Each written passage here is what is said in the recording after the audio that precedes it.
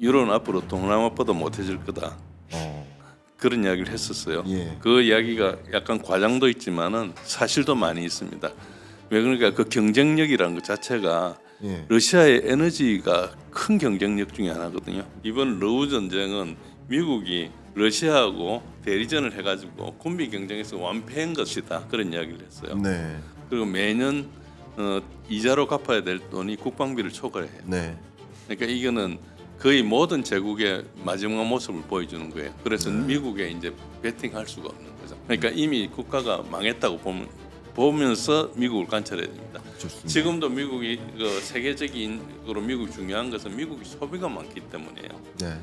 미국만치 소비하는 나라가 없거든요. 그렇죠. 그러니까 우리가 다 팔잖아요. 그런데 미국이 소비력이 줄어들면 미국은 아무것도 아닌 게 되는 거죠. 네, 말씀 감사합니다. 교수님께서 이제 말씀 주셨던 것처럼 저도 이제 이 책을 보고 특히 에너지를 중심으로 최근에 일어났었던 그 현상들을 잠깐 소개를 해본다면 에너지를 중심으로만 좀 말씀을 드려보면 일단 러우 전쟁이 있었고 서방 강국들은 러시아에 대한 경제 제재를 발동시켰죠. 그래서 쉽게 말하면 러시아산 천연가스 원유 수입하지 마라 하면서 유로피언 국가들, 미국을 포함한 서방 강국들이 오히려 원유를 비롯한 원자재 공급이 부족해지는 거죠. 그러면서 이른바 부메랑을 맞습니다. 경제 제재는 발동시켰지만 그 경제 제재를 발동시켰더니 러시아가 힘들 거야라고 생각했는데 러시아가 힘든 게 아니라 유로피언 국가들이 가난해진 거죠. 엄청 정말 에너지 위기 상황에 놓여가지고 그게 이제 유럽이 가난해지게 된 너무나 높은 고물가에 정말 힘들게 된 그런 배경이었었죠. 근데 또 그 배경 속에서 어떻게 러우 전쟁이 지금까지 지속될 수 있었을까 하는 것을 보면 또 역시 에너지입니다. 왜냐하면 중국과 인도가 지속적으로 러시아산 원유를 사줬거든요. 더 국제 유가보다 저렴한 가격으로 사줬고 또 재밌게도 중국은 최근에 그동안 미국 국채를 계속 매각해 왔는데 금을 그 대신 사왔잖아요. 최근에는 오히려 러시아산 천연가스 원유도 사주지만 러시아 국채도 매입해 주더라고요. 그러니까 이렇게 하다 보니까 중국과 인도가 결과적으로는 러시아를 놓고 봤을 때는 같은 롤을 수행하는 거예요. 더군다나 제가 판단하기에는 25년 상반기까지만 보면 인도가 더 적극적으로 러시아산 원유를 수입하고 있더라고요. 중국을 넘어섰습니다. 24년까지는 중국이 더 많이 수입하다가 지금은 절대적으로 인도가 더 많은 러시아산 원유를 수입해주고 있습니다. 이런 과정에서 그게 마치 러시아가 계속 전쟁을 이어갈 수 있는 전비 지원의 역할을 했던 것이다. 그러니까 이 모든 최근에 있었던 러우 전쟁을 비롯한 여러 유럽이 오히려 가난해지고 하는 이런 일들이 에너지와 관련된 것이다라고 좀 해석을 해볼 수 있을 것 같습니다. 그래서 제가 이 책 질서 없음이라는 이 책에 제가 한 소절을 좀 읽어보도록 하겠습니다. 22페이지입니다. 가운데쯤에 제가 읽겠습니다. 중국이 세계 최대 탄소 배출국인 동시에 재생에너지 발전 및 그에 필요한 금속 생산에서 막대한 우위를 점하고 있다는 사실은 녹색 에너지가 화석 연료 에너지가 일으킨 지정학적 불안정과 동시적으로 작용하는 또 하나의 지정학적 불안정의 원천이 되었음을 의미한다. 그러니까 에너지를 기반으로 해서 지정학적 불안이 야기됐다라는 종류의 이야기들이 쭉 나오는 거고요. 그리고 91페이지로 좀 가도록 하겠습니다. 제가 이 부분을 좀 인상 깊게 읽었거든요. 91페이지의 거의 마지막 부분입니다. 마지막 문단으로 가보시면 1970년대 이래로 소련과 독일의 가스 협력 관계는 유럽의 지정학적 풍경에서 핵심 특징이 되었고 나토 안에서 미국이 소련 에너지에 유럽 국가들만큼 이해관계를 가지고 있지 않다는 점과 맞물려 구조적인 분열을 야기했다. 그러니까 구조적인 분열을 야기한 또 그 배경 중에 하나가 말 그대로 여기에 에너지가 있다. 뭐 이런 이야기를 해볼 수 있을 것 같습니다. 교수님이 보시기에 최근에 있었던 아까 말씀드렸던 중국과 인도 특히 또 거기에 이제 터키도 가담을 했는데 이렇게 에너지를 적극적으로 러시아산 원유를 사주는데 트럼프 행정부 입장에서는 인도에 그러면 나 관세 때릴 거야 하면서 에너지 사주지 말라고 이렇게 하고 있지 않습니까? 근데 물론 인도는 전화도 안 받고 내 차례나 전화 안 받고 그러고 있는데 이런 최근에 이런 현상들을 보시면서 어떤 생각을 하셨는지 그냥 여쭤보고 싶습니다. 지금 어떤 인도는 도대체 무슨 생각을 하고 있고 중국은 도대체 무슨 생각을 하고 있는지 그게 좀 궁금해집니다.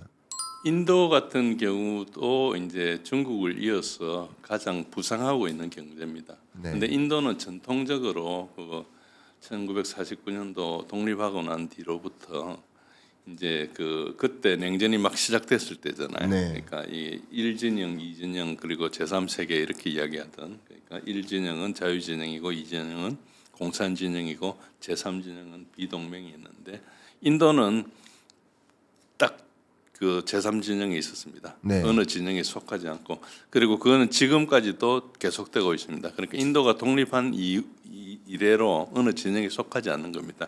그러니까 인도는 한 지난 15년 정도 오바마 때부터 계속 오쿠스라 그래가지고 인도를 끌어들이려고 그러니까 이제 인도 태평양 전략이라 바꾸고 인도를 끌어들이려고 대략 이야기를 했어요. 그때 할 때는 미국이 이제 셰일 가스 혁명이 일어나 가지고 사실 중동 석유가 별로 중요하지 않았습니다. 오히려 중동하고 러시아하고 석유 수출 경쟁을 하고 있는 체제였어요. 네. 그러니까 인도양을 지켜야 될 필요가 별로 없었던 거죠. 자기가 중동 석유가 필요하지 않으니까. 그러니까 어째 보면은 인도를 끌어들여 가지고 그냥 대략 거기서 자기는 손 떼고 그냥 미국은 자기 스스로 살아가겠다 이런 생각을 하고 있던 시기였고 중국이 크는 것만 견제하겠다 이런 생각을 계속 하고 있었어요. 그래서 인도하고 중국을 갈려놓으려고 쭉 했고 인도가 상당히 또 동의를 하는 듯 했어요. 네. 그렇지만 인도는 미국하고 붙지는 않았습니다. 미국 네. 협조는 했지만 그리고 이제 러시아하고도 상당히 관계가 좋았고 소련 시절부터 관계가 좋았거든요. 네. 그런 상태에 있기 때문에 인도는 어디에 속한다는 것 자체가 굉장히 불쾌하게 생각하는 것이고 특히 이제 인도는 영국의 식민지를 오래 했기 때문에 서방에 대한 걸 알죠. 아시다시피 식민지 200년 하기 전에는 인도가 세계 GDP의 24%를 차지했는데 식민지 끝나고 나서는 3%를 차지하게 됐어요. 그러니까 그 사이에 그 부를 전부 다 영국이 다 가져간 거죠. 네. 그러니까 이제 소위 말해서 식민지 시대 이 논리 자체를 제국주의라는 것에 대한 피해를 가장 많이 입은 사람들이기 때문에 끝까지 경계를 하지 않는 겁니다. 늦추지 않는 겁니다. 네. 그런데 이제 이게 너무 쉽게 생각한 거죠, 인도를. 네. 이번에도 러시아 석유를 가져와 가지고 가공해서 다시 유럽에 팝니다. 네. 어차피 석유는 누군가 써야 되잖아요. 그럼요. 그러니까 이 석유 경제 제재라는 것이 이제 유럽에서는 지난번에 19번째 제재를 했거든요. 네. 그럼 18번째 제재가 헛수고였던 거 아닙니까? 그렇죠. 그런데 네. 그 제재를 계속하고 있어요. 그것은 이제 아인슈타인이 한 이야기, 인세니티. 그러니까 네. 같은 짓을 계속하면서 뭔가 개선될 거라고 생각하는 그것을 인세니티라 정의했어요. 아인슈타인으로 유명한 건데. 예. 그거 같은 거죠. 제재가 자기 발등을 찍는다고 그랬는데 그러나 이번에 더 심각해진 게 있습니다. SCO를 하면서 9월 초에 이제 시베리아의 힘 2라는 가스 라인을 이제 중국하고 러시아에 직접 연결하기로 했어요. 그게 몽골을 좀 거치기도 하고. 그러니까 이제 유럽으로 가는 가스를 일로 뗀 겁니다. 네. 그러니까 이게 우크라이나 전쟁 끝나면은 유럽하고 러시아 관계 회복돼 가지고 가스를 일로 줄 걸로 생각했는데 이제 러시아가 줄 게 없어요. 다 일로 간 거예요. 그러니까 네. 이제 유럽은 미국 LNG를 쓰든지 중동에서 카스피해를 통해서 카자흐스탄에서 오는 루트를 가지고 하든지 네. 그것밖에 없거든요. 그렇죠. 그러니까 이미 지금 오래전에 계속 관계를 개선하면은 살 길이 있는데 러시아하고 관계가 나빠지면 유럽은 살 방법이 없다. 그런 이야기를 저 같은 사람도 했는데 네. 그게 이제 정치적으로 해결이 안 됐겠죠. 그 사람들이 몰라서 그랬겠어요. 해결이 안 되는 어떤 구조가 있었겠죠. 네. 그래서 저는 오래전부터 그랬습니다. 유럽은 앞으로 동남아보다 못해질 거다. 그런 이야기를 했었어요. 예. 그 이야기가 약간 과장도 있지만은 사실도 많이 있습니다. 왜 그러니까 그 경쟁력이라는 것 자체가 예. 러시아의 에너지가 큰 경쟁력 중에 하나거든요. 네. 값싼 에너지와 값싼 가스를 가지고 있으면 그게 큰 경쟁력이죠. 지금 미국이 베네수엘라를 가서 이야기하는 것도 미국 남부에 있는 석유 공장들이 베네수엘라 석유 중진류에 최적화되어 있는 공장들이에요. 그렇죠. 그러니까 이제 그거를 중국이 가져가지 않게 하는 게 엄청 중요한 겁니다. 그래서 이 에너지를 둘러싼 이런 것들에 대해서 이제 어느 정도 파악하셔야지 지금 일어나는 일에 대해서 혹은 앞으로 일어날 일에 대해서 좀 이해를 하실 수 있습니다. 네. 그래서 에너지가 굉장히 중요한 거고 아까 말씀드린 대로 돈도 중요하고 앞으로 나올 이제 소위 말하는 정치 제도도 되게 중요한 것입니다. 말씀 감사합니다.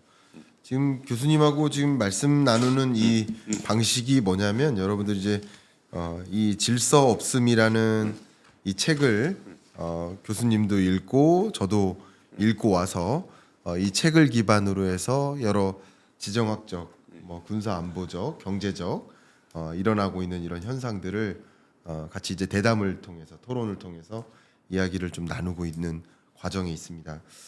여기서 제가 좀 생각난 거 또 드리고 싶은 질문 같은 거 그게 뭐냐면 저는 있는 그대로 말씀드리면 이 지정학적 현상과 경제적 현상 이 두 가지가 맞물려서 지경학적 분절화가 전개되고 있다라고 좀 강조하고 있는데 세계 지구를 구성하고 있는 200개 나라의 퍼즐이 하나의 지구본으로 이렇게 딱 잘 붙어 있었다면 이게 세계화죠. 예.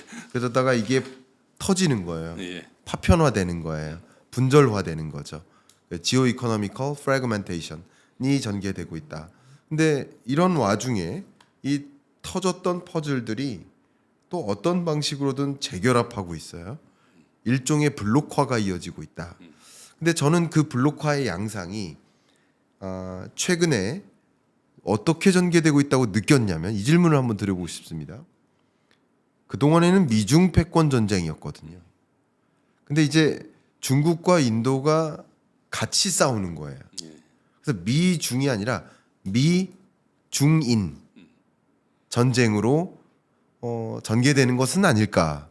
그럴 경우라고 한다면 미국 입장에서는 조금 더 힘을 강하게 드라이브 걸기가 어렵지 않을까.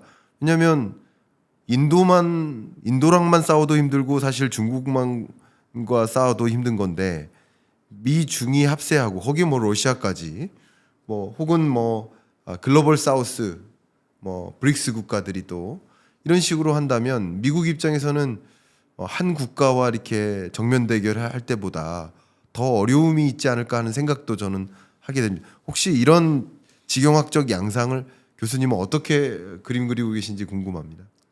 예, 지금 말씀하신 것처럼 그렇습니다. 경제적인 것은 이제 이미 브릭스라는 우리가 브릭스를 중심으로 하는 글로벌 사우스.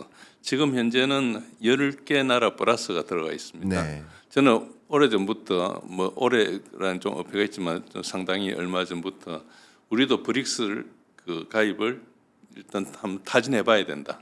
지금 뭐 브릭스로 당장 갈 수는 없겠죠. 정치적으로 어렵지만은. 네. 그러나 경제 전체가 지금 브릭스 중심으로 움직이고 있는데 거기 시장이 뭐 과거 시장보다 더 클지 안 클지 모르지만 우리가 이미 지금 미국하고 통상 문제나 닥치는데 통상 문제 관세가 문제가 아니지 않습니까? 거기에 보면은 우리가 80년 가까이 모아놨던 외환 보유고의 거의 대부분을 미국에 투자하라는 것이고 사실 그게 내용을 보면 뺏어가는 것이거든요. 네. 그럼 미국은 왜 그런 짓을 하느냐? 죽을 지경인 거예요. 네. 그러니까 그동안에 막 찍어냈던 돈들이 이제 다시 돌아오는 거예요. 누가 사줄 사람도 없고 일본도 던지기 시작했고 이제 중국도 뭐 중국 그거 던지고 나서 이제 그 프레디 맥이나 페니맥 그 모기지 채권을 사고는 있지만 어쨌든 그래도 이제 달러가 엔너나만큼 필요하지 않는 거죠. 그러니까 네. 과거에는 소위 말해서 MMT라 그래가지고 현대 그 재정 이론이라 그래서 막 달러 안만 찍어내도 이자율이 안 오르고 금리가 안 오르고 물가가 안 오르니까 막 찍어낸 적이 있었는데 네. 그게 중국이 계속 그 인플레를 흡수해 줬거든요. 네. 그런데 중국이 이제 흡수를 더 이상 못할 단계가 되니까 이제 그 더 이상 이제 안 되는 거죠. 그래서 미국 금리가 우리 금리보다 더 높지 않습니까? 네. 그게 그럴 수밖에 없는 게 안 사줘요. 그거를 바로 이야기를 못 하는 거죠. 그러니까 우리 같은 나라 뭐 전 세계 나라한테 관세도 이야기했지만 관세보다 그 훨씬 중요한 게 예. 관세 얼마 깎아줄 테니까 이거 투자해라는 거거든요. 그러니까 그렇죠. 우리 모아놓은 돈 다 뺏어가지고 자기 문제를 해결하겠다는 거 아닙니까? 네. 그러니까 이제 그거는 이제 어느 정치권도 예. 우리 현 정부뿐만 아니라 뭐 역대 누구도 동의할 수 없는 이야기를 하고 있는 거거든요. 이게 관세는 어떻게 하다 보면은 어차피 관세라는 게 경제학에 맞지 않기 때문에 1, 2년 있다가 미국이 흔들려 가지고 그냥 관세가 없어질 거예요. 저걸 오래 할 수 없는 거잖아요. 그래서 소비자들 다 부담하는데 그러니까 벌써 캐딜락 같은 게 다 미국을 옮기려 그래요. 안 되는 거죠. 캐딜락의 부품 한 30%를 멕시코에서 들고 오는데 그게 관세 때리니까 캐딜락 한 대 10만 불 넘어가는 거예요. 그러면 그걸 누가 중산층이 그걸 10만 불 넘어간 차를 삽니까? 우리 같으면 1억 3천만 4천만 원짜리 중산층이 살 수 없거든요. 그렇죠. 미국은 뭐 세금이 거의 40% 50% 내니까 예. 거의 남은 것도 없는데 그러니까 이제 캐딜락이 옮기려 그래요. 캐딜락이 미국에서 옮기면은 네. 이제 미국이라는 것은 이제 없어지는 거예요. 상징 자체가 그 굉장히 중요한 거잖아요. 그렇죠. 그런 정도로 지금 이 미국의 정치권도 지금 어째 보면 약간 바보들이에요. 정밀한 계산이나 시뮬레이션을 해서 뭘 하는 것 같지가 않아요. 네. 굉장히 우스꽝 소리들이 많이 나오잖아요. 그게 뭐 좀 기만적이기도 하고 뭐 보통 정치적으로 약간 과장도 하고 하니까 그런 거는 이해해 줄 수 있지만은 네. 하고 있는 정책들이 일관성이 없고 그게 뭐 어떤 걸 가고 있는지 자기네들도 뭘 어떻게 조정해야 될지 모르는 상황으로 가고 있는 거예요. 네. 이 혼란을 왜 왔는가 하니까 그동안에 너무 자기만의 그러니까 일극체제에 도취해 가지고 막 했던 정책의 연장선상에서 자란 인재들이 지금 정치를 하고 있거든요. 그래서 그 사람들이 올가에서 돈은 잘 다뤘을지 모르는데 국가를 경영하는데 적절한지는 전혀 알 수 없는 사람들이 하고 있거든요. 네. 지금 뭐 아까 워 디파트먼트 이야기했지만은 제가 오래 전부터 뭐라 그랬냐니까 이번 러우 전쟁은 미국이 러시아하고 대리전을 해가지고 군비 경쟁에서 완패한 것이다 그런 이야기를 했어요. 네. 그 이제 그걸 우리가 도저히 믿을 수 없는 것이 그런 말 자체가 좀 사람들이 받아들이기 힘든 게 미국이 천조국이고 네. 뭐 천조를 썼어요 우리 돈을 지금은 천조가 아니고 1,500조 정도 쓰고 네. 있습니다. 엄청나게 국방비를 쓰고 다른 나라 2등보다도 거의 뭐 10배 이상 쓰는데 어떤 그렇게 될 수 있느냐 이야기를 하는데 제가 그 쓰는 무기들을 쭉 보여주고 그 미국 국방 그 방위산업 그 구조가 얼마나 그 부패하고 타락했는지 이런 것들 그리고 미국의 정치 구조는 여기 우리 책에서도 나오지만 네. 그 소위 말해서 거의 가장 부패한 정치 구조예요. 그러니까 누구든지 돈만 내면 정치인을 살 수가 있거든요. 네. 그래서 돈을 많이 줘가지고 사는 거예요. 이번에도 중동 가자지구 이게 왜 되는가 하니까 2억 불을 기부한 그 유태인 미망인 이야기를 듣는 거예요. 그래가지고 그 사람 이야기를 들어가지고 그 국가안보보좌관도 자리를 주고 마르코 루비에로 국무장관도 그 돈 때문에 시켜주고 하는 것이거든요. 그러니까 이 자체가 합법이니까 네. 합법이니까 감옥 갈 일은 아니지만은 우리나라 같은 완전 부패죠. 예를 들어 나라마다 법이 다르지만 그러니까 이제 정치를 누가 좌우하는가 하니까 돈으로 좌우하니까 소위 말해서 민주주의라는 것은 사실상 없어진 거예요. 네. 이미 이제 귀족들이 다스리는 그렇죠. 귀족정으로 돼 있는 거. 미국은 말만 민주주의지 누구를 뽑든지 간에 항상 존 맥케인을 뽑는다 이야기를 해요. 존 맥케인을 전쟁광을 대표하는 사람이거든요. 뭐 클린턴을 뽑든지 힐러리 뭐 누구를 뽑든지 항상 전쟁만 하게 된다 이런 이야기를 하는 거죠. 네. 그러니까 그 정도로 지금 이제 이 소위 말해서 세계를 통제할 수 있는 어떤 두뇌도 없고 그런 것도 없고 특히 이제 뭐 푸틴이나 시진핑 같은 사람이 세계를 경찰 역할을 하려고 생각을 안 해요. 네. 자기 나라 살기 급급하니까 그렇죠. 그냥 안 하려 그러니까 그 동안에 이제 경찰 역할을 했던 미국은 이제 더 이상 감동 못해가 빠질라 그러는데 지금 여러 가지 보면은 어지러운 일이 많아가지고 정리가 안 되는 그런 상황이고 그 여러 가지 노력을 하고 있지만은 뭐 트럼프가 뭘 이야기하고 있지만 저는 사실은 이게 미국 교육 제도부터 시작해서 한 거의 50년에 걸쳐서 일어난 공동 현상이기 때문에 이게 그렇게 쉽게 되는 것은 아니다. 네. 그 글로벌리스트 회사들이 임금이 싸기 위해서만 옮긴 게 아니에요. 네. 벌써 80년대부터 저희들이 미국 같은 유학하러 갈 때부터 웬만한 이공계는 다 장학금을 받아줬어요. 어드미션 자체가 장학금을 뜻하는 것이거든요. 그 말은 미국 인재들이 공부하러 온 사람이 적었다는 거예요. 네.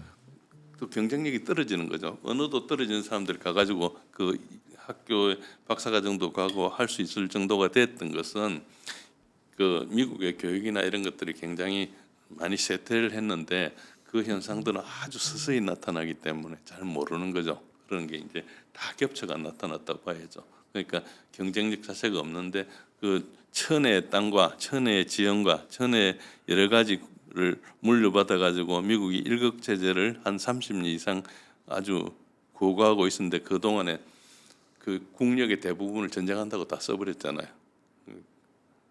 그 뭐 아프간전, 이라크전 하면서 돈을 엄청 썼어요. 그러면서 이제 돈을 너무 많이 써버려 가지고 그때 한 3, 4조 달러 그 국가 부채가 있었는데 지금은 37조 달러가 됐잖아요. 네. 그리고 매년 이자로 갚아야 될 돈이 국방비를 초과해요. 네. 그러니까 이거는 거의 모든 제국의 마지막 모습을 보여주는 거예요. 그래서 미국에 이제 베팅할 수가 없는 거죠. 그리고 우리 이거 노동자 사건 일어나고 엊그제 그 국무부 부장관이 왔지 않습니까? 그 우리가 어떻게 대접했는지 모르지만 제가 그 책임 있는 자리에 있으면은 잘 가라 그러고 그 다음에 안 만나줄 거예요. 네. 그러니까 미국이 하는 이야기는 어느 것도 믿을 수가 없어요. 지금 그러니까 우리가 FTA 한다고 우리는 뭐 데모도 하고 별 난리를 치면서 해가 겨우 FTA인데 10년 정도가 갔나요? 네. 우리 이명박 정부 때 FTA를 체결했나요? 노무현 대통령 때 시작해가지고 그런데 한 10년 정도 돼가지고 다 없어졌잖아요. 사실상. 그러니까 그 아무것도 책임을 안 지는 거예요. 그 말은 뭔가 책임을 질 능력이 없는 거죠. 그러니까 이미 국가가 망했다고 보면서 미국을 관찰해야 됩니다. 좋습니다. 지금도 미국이 그 세계적으로 미국이 중요한 것은 미국이 소비가 많기 때문이에요. 네. 미국만치 소비하는 나라가 없거든요. 그렇죠. 그러니까 우리가 다 팔잖아요. 그런데 미국이 소비력이 줄어들면 미국은 아무것도 아닌 게 되는 거죠. 좋습니다. 교수님하고 지금 질서 없음이라는 이 책을 가지고 각자 읽고 와서 이렇게 리뷰하는 토론하는 영상을 좀 촬영하고 있는데 말씀하셨던 것처럼 천조국 미국도 러시아에 밀리고 있다. 스스로 망하는 선택을 하고 있다라고 말씀 주셨는데 이 책을 읽으면서 느낀 것 중에 하나가 결과적으로는 그러니까 세계화를 그려왔었던 거 그동안 그러니까 세계화가 진전되고 있었다는 것은 밸류 체인이 글로벌리 200여 개 나라에 흩어졌었던 거. 예, 그렇죠. 그것을 통해서 저렴하게 가격 비용 효율적으로 생산 시스템을 만들어 왔던 거. 그러니까 그렇기 때문에 미국의 밸류 체인이 사라진 것이지. 밸류 체인을 다른 더 효율적인 국가로 옮기는 과정에서 그죠? 상대적으로 저부가가치 영역을 상대국으로 옮기는 과정에서 생산 효율화가 일어났었던 것이고 그게 이제 이 부가가치를 만들었었던 것인데 그걸 억지로 끌어오는 과정이죠. 근데 억지로 끌어오는 과정이 저는 이 책에서도 그런 표현들이 좀 있지만 포퓰리즘이다.